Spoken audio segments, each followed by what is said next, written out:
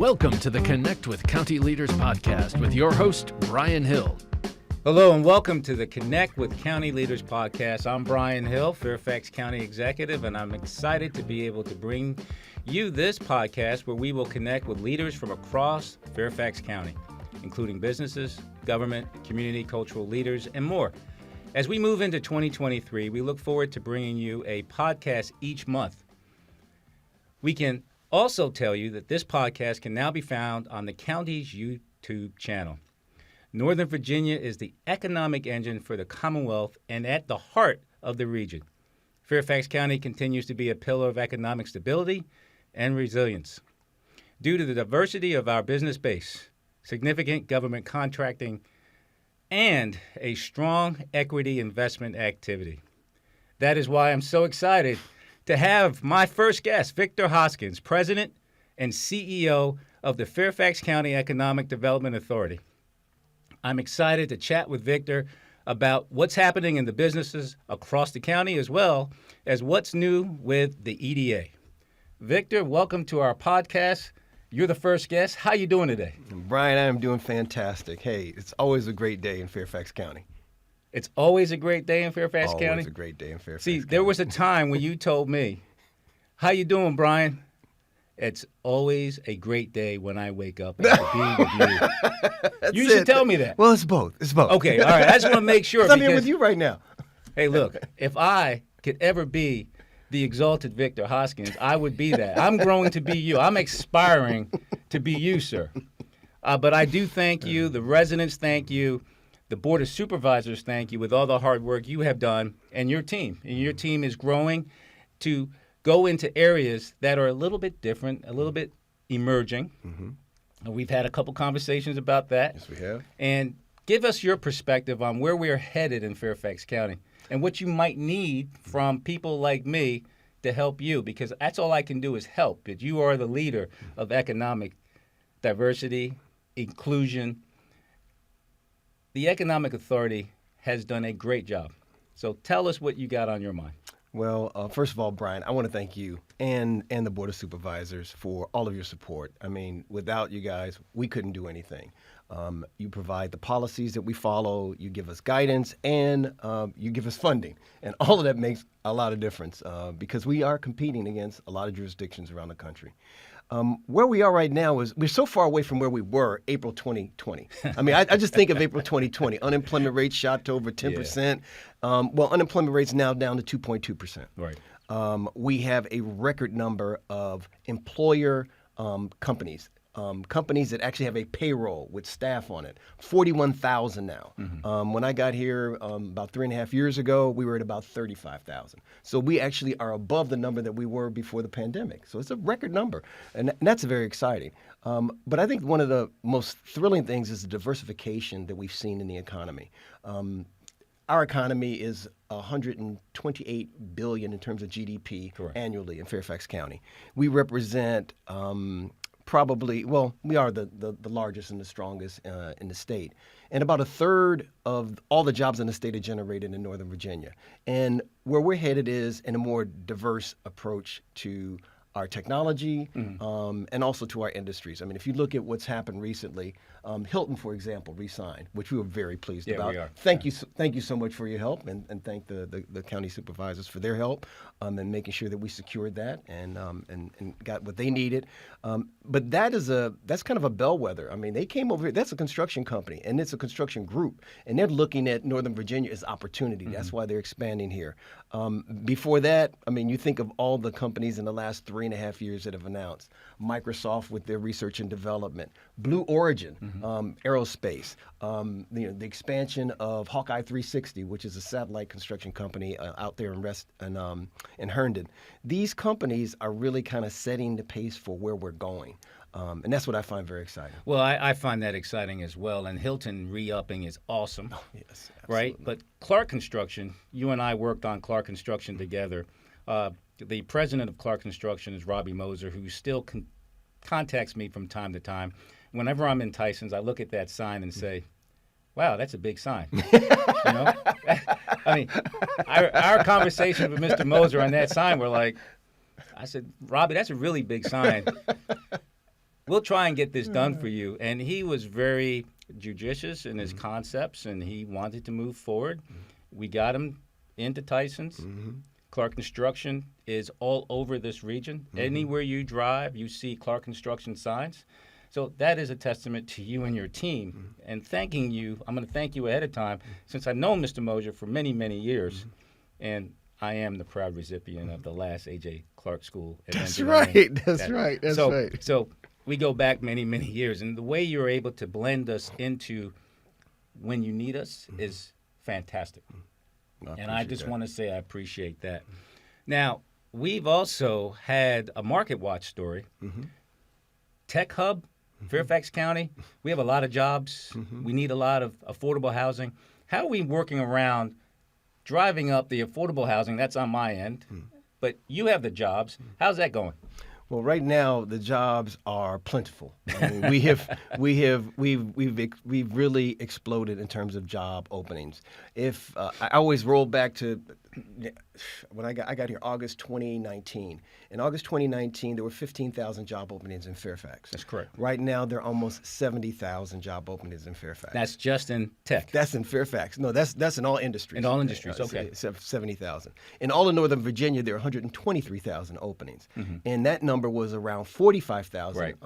And so we've been growing. And what's happened is I would say the country has become aware that we have tech talent here, and we have tech talent available, and it's innovative tech talent. And part of that transformation obviously was getting Amazon into Northern Virginia. But what Amazon did was it kind of gave a kind of an open door, or like an awareness moment, aha moment for folks around the country that there is a really growing, strong technology environment here. And the companies here, which we're very fortunate to have, a lot of them are government contracting companies. Yes, they are. And they have been transitioning from that into a lot of private commercialization. So they're evolving, and that's really that's made us the hottest job market in the country for tech workers. Yeah. Yeah, so, I wouldn't say trouble, but I've said a couple comments in the post about us changing how we do business from an economic development standpoint. And I remember you calling me and said, that's a pretty good article, but, there's some things that we are still working on, and then COVID hits. And during that time, during COVID, you and I talked a lot about the diversification of what we have and transitioning into something other than the sister city of Amazon, right? So within Fairfax County government, we don't have servers in our office. We're all in the cloud computing. We're looking at venture capitalism. We're looking at founding the Founders Fund with Rebecca Mowdrey. I almost said Rebecca Makeley, who's out here with our podcast, who's running the podcast. Sorry, Rebecca Mowdrey. So we have Rebecca Mowdrey working with you and your team. We have Alex Imes in your office looking at properties throughout Fairfax County that potentially that we could help reinvest and do things in a different way. Why don't you give us a quick overview of the conversations that you and I have had just about changing how we do what we have been doing? Prior to you, it was big box. Now, as we mentioned, emerging tech. We've said our Founders Fund. We've said we've had ARPA funds. We've brought back Hilton. We brought back Clark. Clark is construction. Hilton is hospitality. We're talking about Tech Hub, how we're touching all of the industries as opposed to just looking for that big, shiny penny. Because, I love Amazon being here, but they're not spinning up as fast as No, they're not. as they were supposedly going to spin up. And what we did is we went to the companies that were to support Amazon as opposed to Amazon. And I think we've done an excellent job of trying to get those companies here. And obviously, data centers, reuse of buildings. We've done a pretty good job keeping pace. I just need to figure out, with you, of course, how we spin to accelerate our pace. Well, let me just begin with what happened at COVID, because I think that's really important. One of the things that the county did was invested in small businesses. They really focused on saving a lot of businesses, actually. I mean, you invested $52 million in really saving a bunch of businesses that would have gone out of business. Well, the Board of Supervisors invested. Yes. I mean, I got to give credit where Yes. credit's due. Absolutely. Because Absolutely. this board has been very good. Chairman Jeff Absolutely. McKay, John Faust, who's leaving us as the EIC, Economic Initiatives coordinator. I mean, the campaign that we have put forward has been incredible. But the support of land development with Kathy Smith has been part and parcel of the whole, as well as everything else that's going on. So I just want to make sure I give the kudos to where Amen. it ain't. They lead, we do. You know how the give and take is. Right. I'm a point guard. I just dish the rock. There you go. So the Board of Supervisors and listen, your team, I mean, Rebecca Moldry and her team really reached deep to get the money to the right companies. Absolutely. That had the greatest need. Women-owned, veteran-owned, minority-owned companies in our jurisdiction. And then followed that with a pivot grant. Another $16 million to nonprofits, to arts, and that's all been part of building that base that you're talking about, that diverse base that supports the companies that are here, that are in the trade economy, that bring the capital here, because people are here and they want to have experiences while they're here. But I think the really interesting part is that the collaboration that we've created that wasn't there before, Correct. And I think that's been really essential to the success of not just the county, but also the whole region. I mean, if you look at us compared to other regions right now, we certainly, they envy us right now. I mean, they just absolutely do. And one of the reasons, as you mentioned, our data centers. We have the largest, agglomeration of data centers on the planet. Right. Over 400 million megawatts in 400 megawatts in Northern Virginia, and part of that is in Fairfax County, but the majority of that is in Loudoun County. correct. But we benefit from that. We do. We've gotten a lot of talent coming out of our Northern Virginia Community College through certification programs and helping people enter industries and actually change their lot in life. Right. Able to transition from maybe construction worker to a tech worker. A lot of this is as a result of the cloud industry and them developing certification programs for them. But I think that whole diversification process is an evolving process. The Founders Fund, that money is going to go a long way in matching other venture capital money to help grow our small businesses. And I think that's really the key, making sure that we are constantly focused on the next innovation, because if you stop innovating, you really lose ground. Exactly. You try to continue to move forward, not look behind. Right. And this is why we've tried to use, not tried, this is why we went forward with the strategic plan for Fairfax County. It's the first ever strategic plan. It's got 10 overarching goals. The goals and the concepts are trying to be more strategic and less transactional. And once we become less transactional, we can understand One Fairfax. And how do we develop access and equity for all through our economic engines in Northern Virginia, in Fairfax County. And you have been a great proponent and a brother in arms trying to help me talk about the strategic plan, talk about One Fairfax, talk about our economic diversification. And this is a time where we need to be different. Because if we're going to be the same and you expect a different result, it's not going to happen. So I want to give you and your team credit for helping us move forward into the overarching way of bringing equity into our decision making. And equity is growing, and the innovation ecosystems in Fairfax County are about you, and it's about your team. And we thank you for that. When you look at Fairfax County in 2030, what do you see? And I know that's a question. That's a good question. And I try to get questions that are like somewhat thought-provoking, because I'm always trying. My problem is I don't communicate well. You know why?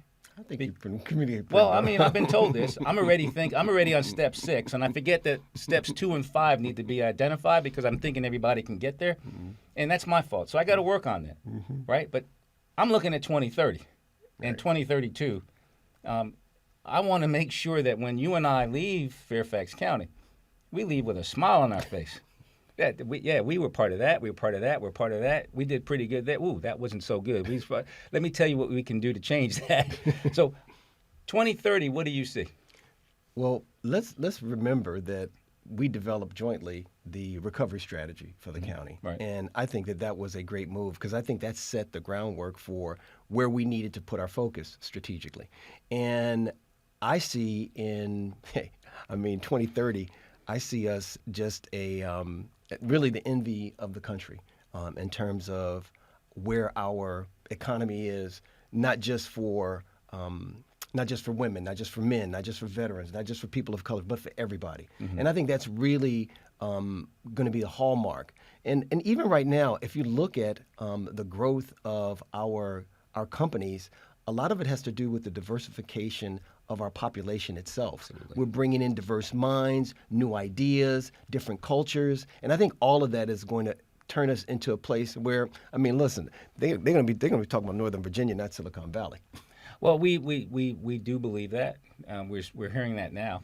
Obviously, when you run down the toll road, you see Google and Microsoft on the signs. That is a testament. I remember when Microsoft was talking to us, and you called me up and said, "I need you to do a couple things for me."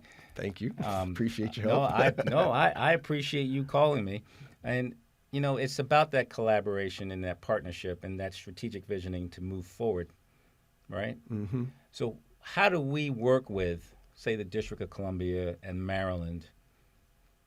You have the economic group here in Northern Virginia, but how does that infiltrate into Maryland and D.C.? Yeah.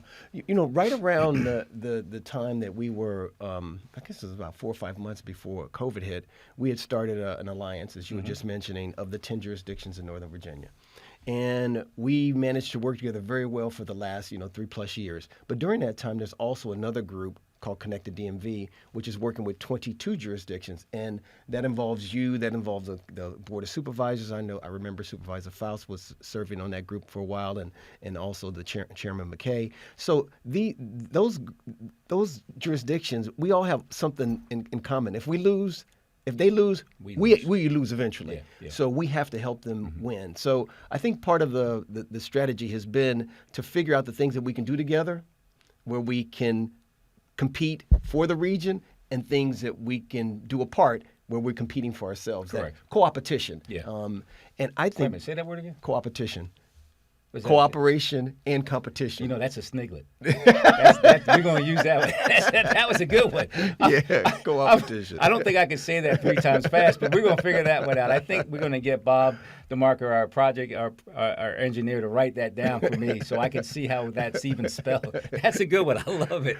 And what we found is that through something like, just think of the new industries that we're promoting right now: quantum, hydrogen. Yeah. We did the first Quantum World Congress together in Washington, D.C. Right. Had over 700 attendees. A third of them were investors, a third were government people and researchers, and a third of them were government officials from foreign countries. Yes. We had over, 18 countries represented. Now we're going to have the next one here in Fairfax County. That's right. At the Cap One Center. That's right. We're expecting about 1,400 attendees and a series of Nobel laureates, great content speakers, but it's really all about the use cases in defense for quantum. Well, it's interesting when you say quantum because, coming from the School of Engineering at the University of Maryland, and they have a great president, Darryl Pines, and we have George Mason and Dr. Greg Washington. Quantum analytics is key. AI is key to our moving forward. Power BI is key to us moving forward. When we're looking for job seekers that can support those types of high analytic types of organizations, how are we able to help provide the support to our businesses that want to come in? What do we have in place to help them fill these jobs? Because, like you said, we have 100,000 plus jobs opening, 71,000, if I'm not mistaken, in Northern Virginia, just in tech, 40,000 plus here in Fairfax. We're building as many homes as we can, affordable. People say our population is declining. Yeah, but I'm still building. So there's Who's living in these houses? There's a juxtaposition there of some sort. It's not quid pro quo. So tell us how you're helping fill some of these jobs and what the county can do to help support you and your team to move forward. Well, first phase, the county started your support over 3 years ago with the Talent Initiative. Okay. We did research, and then we started this, created a digital hub. We now get about 60,000 hits on that hub every day, and about 6,000 of those punch through to our companies. We do virtual career fairs, and last year we've served about 6,000 veterans that are in transition. We actually have a veteran on staff who goes to camp to Fort Belvoir every week to talk to a group of individuals transitioning out. So we really are focusing on reaching, this is how we want to do it, 10,000 kids from K through 12, 10,000 undergraduates to PhD, and 10,000 people in the workplace, and helping them all transition into these jobs. And this has been a great support to our companies. They love it. We've worked with over 500 companies. We work with over 1,000 recruiters. Wow. I couldn't say that 3 years ago. Yeah. We work with over 100 universities now, 40 of them historically black colleges. I could not say that 3 years ago. Yeah. But because of the support of the county and because of your desire to do innovative things, we've been able to help our companies and help our people. Well, I want to ask you to do me a huge favor. So when I'm speaking, you need to tell me every time that I go from 1 to 7, Psst, Bryan, 2, 3, 4, 5, 6. I appreciate that because you do tell me that in my ear sometimes. I'm like, oh, yeah, Victor, I got to slow that down a little bit. But I'm thinking that I'm grateful that we're working with the military. We're working with military spouses, people with disabilities. We're working with all areas of Fairfax County, all areas. And that's a testament to the great things that we do here. This is a large organization, right? It is. We have 1.2 million people in Fairfax County, almost 200,000 in our school districts. And whenever we have a business come in, you bring them to Fairfax County Public Schools to show them what type of educational system we have, and then we bring them to Northern Virginia Community College, and then we bring them to George Mason, and then we say you also have George Washington, University of Maryland, and all the other institutions around us. So we are ripe to bring business here. If there's one thing you could ask me to see how we can up the ante on, what would that be? You know, honestly, I think the greatest support could be the K through 12, because that is an area that we have not, pushed into. You have so many staff people. And to get into that area, it's going to take a lot of coordination because schools, K through 12, very different from working with the universities, very different from working with adults in the private sector. And we want to actually, we've already spoken to the superintendent about the idea. There's a group called Think Big for Kids, and it's all about awareness of careers. Okay. And we're working with that organization actually in the school district to figure out how do we get our companies to actually become part of this, introducing their technologies to these kids, and at a level that they can understand, and that's fun for kids. Yeah. So I went to a small liberal arts college in upstate New York. They are coming here for Purple Cities. Tomorrow night I'm speaking to 30 emerging young people. The Economics Club is coming, I believe, in April, and I would ask if I can get maybe 30 minutes of your time to come talk to them as well. Sure. I have an hour and a half slot. I can speak for an hour and a half to them. It's a great time. But I think what needs to happen is we all collectively, as we age gracefully, need to showcase what they can do and what is beyond into their future. So my first thing is whenever I speak to these young people, when you go to college, you got 4 years to get out, maybe 5, like me, or 6. That's all right.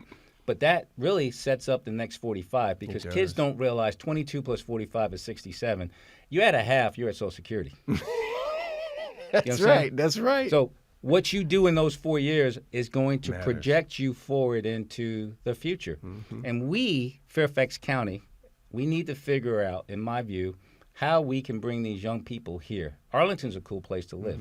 Okay, if I was 22, I probably would have lived there, but I'm not 22. We need to figure out those types of things, and with all the things you and your team have been doing, you're making it a little bit easier for us to be able to go out and touch these folks and say, we need you to live here. I live in a townhome community. I could, let me tell you, I can go shopping. I can have dinner. I don't need to drive my car at all. Car is not needed until I go to work. And people talk about my traffic. There's too much traffic in Northern Virginia. It takes me 15 minutes to get to work, and I live at the opposite end of the county to the government center, which is centrally located. Right? I can go from if you know the roads, I can go from the Sully district all the way down to the Mason district in Mount Vernon in 20 minutes. I'm never going to tell folks that who don't live here. I'll send them a 95. Yeah, they're all gathering there. Yeah. So when I talk to people, when I talk to businesses, they talk about the traffic. I said the traffic is really on the highways. If you know how not to drive the highway, we want visitors on our highways because they have to pay the toll roads. We got to pay for them, right? Yep. Okay. So before we close, Yukon, Miami. Pick one.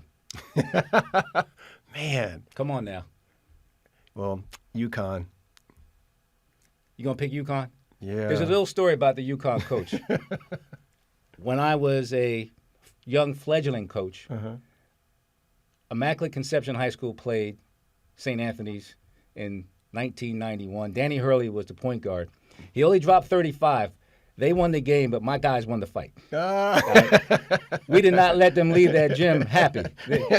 They went home cold. There was the windows were broken in their butt. No, I'm just teasing you. But he's a great coach. All right. I think it's Florida Atlantic University out of nowhere versus, now let me get this right, San Diego State University. I know. Right? I know. And I have to go. Listen, I transplanted here from California, but I'm saying this Florida team is a beautiful. That's a beautiful team, man. Yeah. Well, so you're picking. I'm picking Florida. All right. So Chris Leonard is our Deputy County Executive for Health and Human Services, and he likes the fact that he wants Boca versus Coral Gables.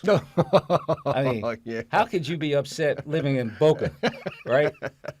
I mean, seriously. Yeah. All right, so I'm going to go Yukon. That's a good question.